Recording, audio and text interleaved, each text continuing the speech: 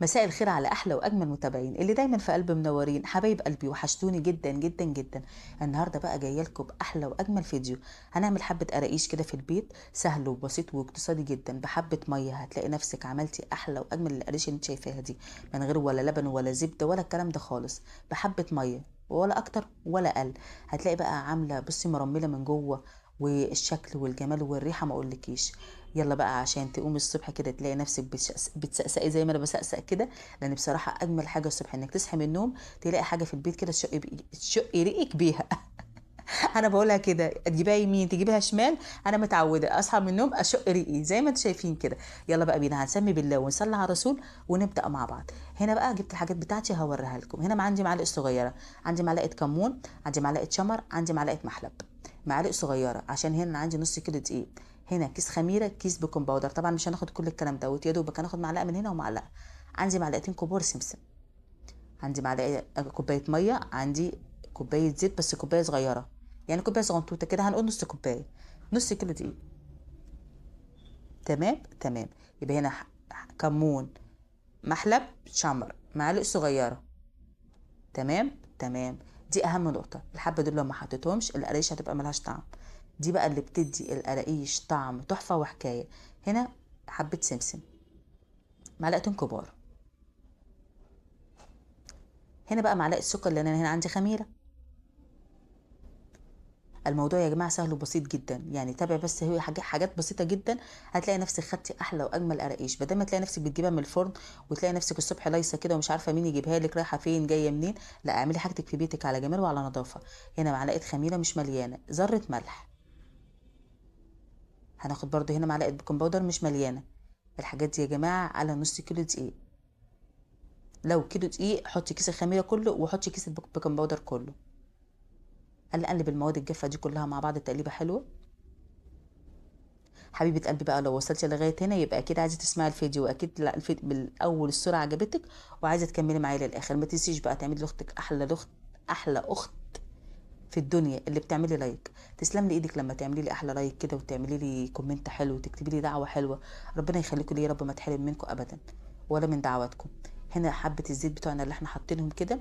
طبعا هتقولي لي زبده، هتقولي لي سمنه، هتقولي لي مش عارف ايه. لا، القراقيش بحبها بالزيت، اما حبه الزيت دول اي نوع زيت عندك، ما تقفيش على اي حاجه خالص. هنبتدي بقى ايه عارفين كده الرمله المبلوله، هي دي الرمله المبلوله. هنبتدي نشرب الزيت بتاعنا في الدقيق بتاعنا كده، نبسسه كده زي ما بيقولوا، ونخليه كله ايه مندمج مع بعضه. نخلي الزيت بتاعنا مع الدقيق كله ايه شربه كده وحلو.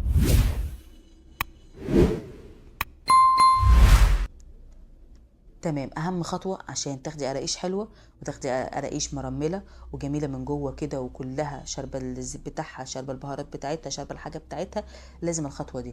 الخطوه دي لو ما عملتهاش، هي خطوه سهله وبسيطه جدا بس هتبوظ لك القراقيش بتاعتك، فلازم تعمليها ما تكسليش عليها.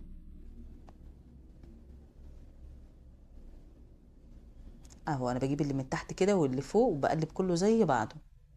تمام حبايب قلبي. تمام. هنزل بقى بالميه بتاعتي كده. هنا الميه بتاعتنا طبعا هنزل بالكوبايه، وبعد كده ايه هشوف هحتاج ولا لا. نزلت بكوبايه الا ربع. الميه بتاعتنا على حسب الدقيق بتاعنا بيشرب ميه كتير ولا ميه قليله.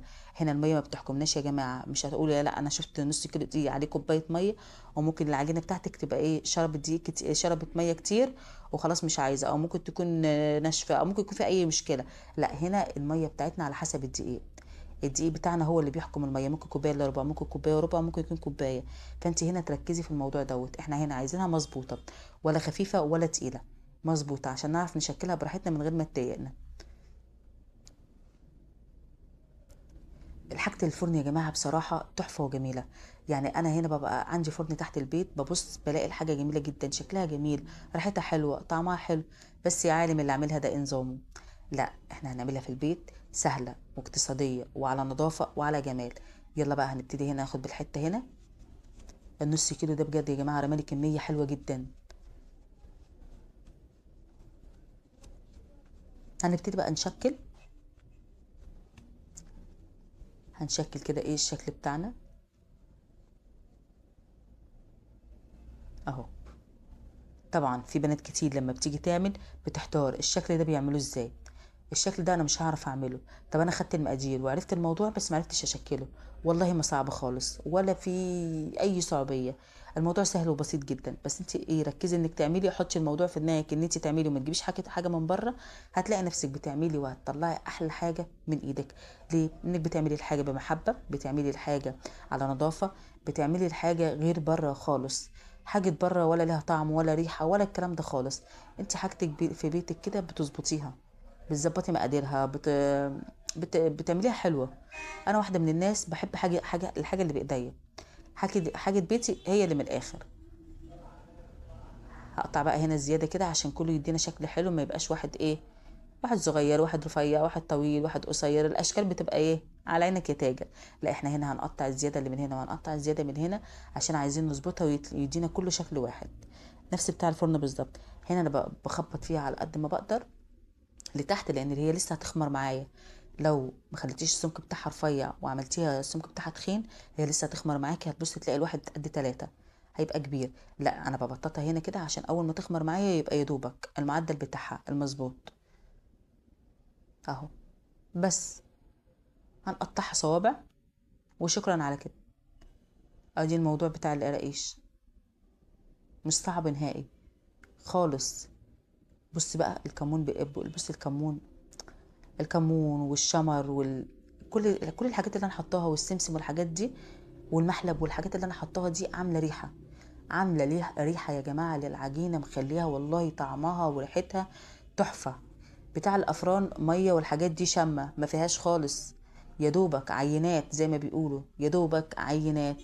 لا هنا انا حاطه لها كتير فتحسي ان ريحتها جميله جدا، باينه اصلا في العجينه وانا لسه ايه وهي لسه نيه. لما بتستوي بقى انسي على الطعم ما اقولكيش. هنبتدي بقى الرسوم هنا كده حبه واحده، يلا حبه حبه كده اهو. اهو بس كده. هعمل معاكم بقى واحده تانية عشان حبايب قلبي اللي لسه مبتدئين اللي مركزتش معايا في اول واحده، ايه تاخد بالها من التانية. انا هنا بططتها وخليت سمكها رفيع، دي اهم حاجه عشان لسه هتخمر، عشان ما تبقاش عريضه معاكي لما تخمر وتستوي، لان هي لسه هتخمر بره وبعد ما تحطيها في الفرن هي وبتستوي برضه هتخمر تاني، فاحنا مش عايزينها تبقى كبيره قوي. تمام تمام، فلازم ترفعي السمك بتاعها. اهو. اهو.